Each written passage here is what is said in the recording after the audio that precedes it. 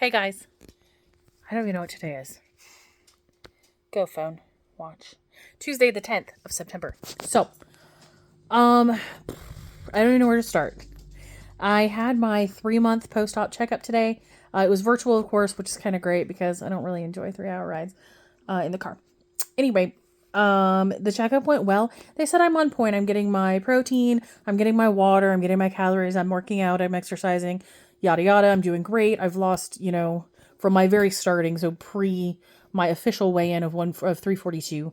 I was 349, so 342 pre-surgery before like I started my liquid diet. And 304 yesterday. So I went up a little bit. I had some fair food. It'll be fine. I think I'm excited to see where it goes from here. I'm excited to see where I'm at next year. During the visit, we did talk about things like how was I sleeping? How was my digestion going? Were there any weird symptoms? And I've been really fortunate.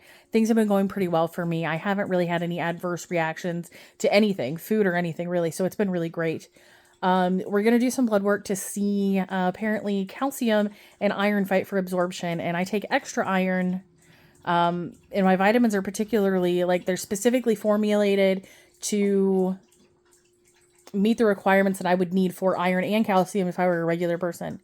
But because I need extra iron, I had to take an extra iron supplement. So we're going to do some blood work and some things to see where I'm at, because the last thing we want is 5 years from now for me to have a hip fracture because I didn't get enough calcium. So they're going to try and do it early, and see if there's anything I need to do to separate the two. But I'm feeling good, so that's good too. One of the things that we're going to start doing, and this was new to me, and I guess I didn't even think about it, even being a medical professional, I don't think about that kind of stuff, I guess. So I am on a really high dosage of labetalol, which is a blood pressure medicine. So I've had high blood pressure since I was 18. I was diagnosed at 18. I was put on metoprolol at the time, and I was on metoprolol for over a decade. When I first decided that I wanted to try and get pregnant, they decided to change it to a safer alternative, which is labetalol. I have been on labetalol since, and the dosage that works for me is a total of 800 milligrams. So 200 milligrams in each pill, and I take 2 pills twice a day for a total of 4 200 milligram pills. That's 800 milligrams of labetalol a day. That's a crap ton. I had been feeling some dizziness when I rolled over at night when I was in bed, not getting up and down, but just being in bed. So he thinks that's unrelated, but he said that we're going to cut my labetalol down a smidge. So instead of taking 800, I'm going to take 700 for a week or two, do my blood pressure, keep track of it, see how it works. And we'll just kind of decrease it from there. He seems to think that because it's a beta blocker, that it actually intentionally is made to slow down the heart rate, that it's actually kind of prohibiting my weight loss because my heart rate isn't really getting to where it could be or where it should be to burn off the fat. So, we'll see where that goes. I'm excited to be at a lower dose of medication. I think that's a great start. He said that you start to see physiological changes, with, medication and how you're feeling, with certain conditions and certain people, with even 5% of your body weight lost. And I've lost almost 10%. So that's encouraging, right? Pretty excited about that. Also onto some, different things and, maybe a stress point for me. I just wanted to point out that I'm actually going to crochet. I have this really fantastic, super chunky yarn, from Honeybee. I've had it for a really long time. I'm sorry, it's Yarn Bee, Honeybee. It's got a bee on it. I don't know, guys.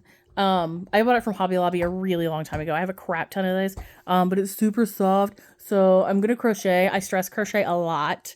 When I get stressed, I don't want to eat because I'm going to just prohibit and just going to go backwards in my lifestyle choices. So I want to make sure that I'm still losing weight and I want to eat healthy, and make good choices. So in order to do that, I keep my hands busy.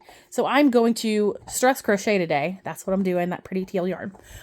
Stress crocheting. The reason I'm stress crocheting, and a lot of you actually don't know this. I don't know. For those of you that haven't followed my life from the beginning or don't know me personally, in the fall of last year, so it was kind of mid to late fall, like October area, I actually was diagnosed with squamous cell carcinoma in my right ear. So it actually was in my ear. You can, I don't know if you can see or not. I have a scar right here. It's actually right in my neckline. They went in and took some lymph nodes out and biopsied them. Everything that came back as pre-cancer cells. And that was the end of it. No radiation, no chemo. They had clean margins and surgery. We were excited. And that was it. I didn't have to go back to the James anymore, which of those people are lovely, by the way. Seriously, gosh, they're the best. And they gave me the option to follow up with them or to follow up with my dermatologist. I chose to follow up with my dermatologist. She did my whole skin check. We've had a couple moles removed since then, and that's pretty much been whatever. Well, I noticed the other day that I have a spot again in that ear, in that same spot that the other spot was in. So, of course, I'm exceedingly concerned about that and very nervous. Recurrence rate is not unheard of. In fact, it's more prevalent in the neck, head, and face squamous cell carcinomas from everything that I've read. And I don't just creepy Google read, like I scholarly article read because I'm a weirdo like that. So I am going in the morning actually to get that checked out by my dermatologist. I called on Monday morning when they had opened, and she was not on Tuesdays. She was booked for Monday. So they're going to squeeze me in the morning, 8 a.m. So I'm excited to get that appointment underway and see if I need to go back to the James. I'll keep you updated and let you know what I find out. So that's the stress crochet reason today. But hopefully I end up making something really cool. It's going to be a blanket. Let's be honest. I don't like patterns. Like I suck at that shit. So, that's where I'm at. Send me all your good juju, all your good vibes for good things tomorrow morning. And it's something that they can just take off locally in Lima and we don't have to go back to the James. But I'm not sure. So, exceedingly nervous the last, 48 hours, since I noticed it. So I'm actually really scared. But on a positive note, we were able to go to the drive-in Sunday night. We watched Beetlejuice, and Trap.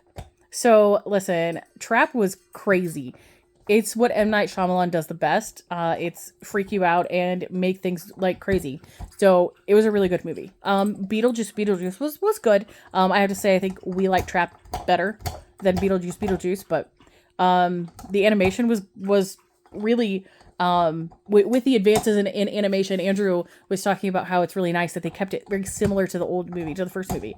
And they did, and it was kind of, parts of it were funny. It made me laugh. Parts of it were weird as hell. So if you haven't seen it, check it out. At least, just check it out. Watch the original first, maybe if it's been a few years. I don't think you'll be disappointed, but it's definitely, no sequel is the same as the original. Just keep that in mind. Also, check out my really cool nails. Brie at Belle Beauty did a fantastic job today on these nails. They look gorge. So if you're looking for a nail appointment and you're local, check out Belle Fountain, Belle Beauty, Brie Smith. She'll hook you up and she is cheap. She does a great job. So that's it for now. I'll let you know how it goes tomorrow. Bye guys.